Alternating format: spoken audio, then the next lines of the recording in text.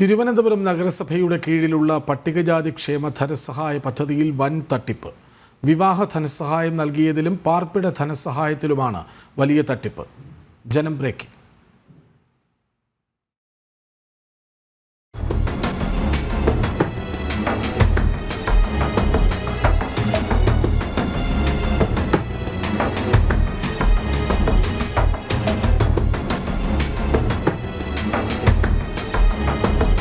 രണ്ടായിരത്തി 23-24 സാമ്പത്തിക വർഷത്തിൽ വെട്ടുകാട് വാർഡിലെ ഒരു കുടുംബത്തിന് വിവാഹ ധനസഹായം നൽകിയതിന്റെ രേഖകളാണിത്.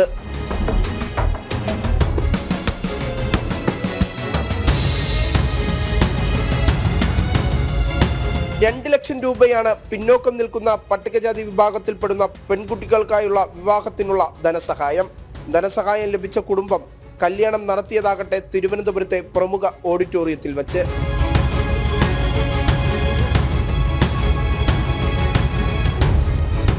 ഈ കൺവെൻഷൻ സെന്ററിന്റെ ഒരു കല്യാണത്തിനുള്ള വാടക 3.5 ലക്ഷം രൂപയും ടാക്സുമാണ്.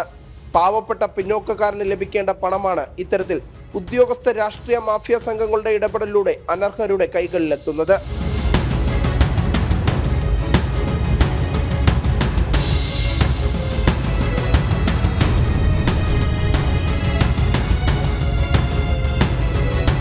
പാർപ്പിട ഭവന നവീകരണ പദ്ധതിയിലെ മാനദണ്ഡങ്ങൾ അട്ടിമറിച്ചാണ് മറ്റൊരു തട്ടിപ്പ്.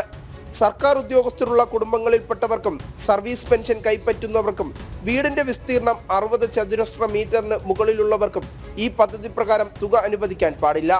ഈ നിയമവ്യവസ്ഥകൾ അട്ടിമറിച്ചാണ് പാർപ്പിട നവീകരണ ധനസഹായം നൽകുന്നത്. എന്നാൽ ഇതും ഇവിടെ അട്ടിമറിക്കപ്പെട്ടു.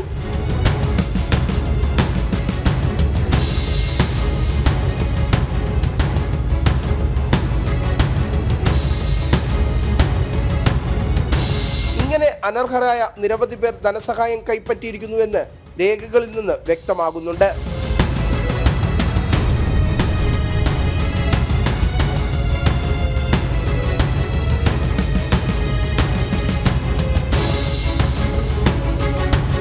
ഇടതുപക്ഷ അനുഭാവികൾക്കും പ്രവർത്തകർക്കുമാണ് ഈ ധനസഹായം ലഭിച്ചതിൽ ഏറിയ പങ്കും.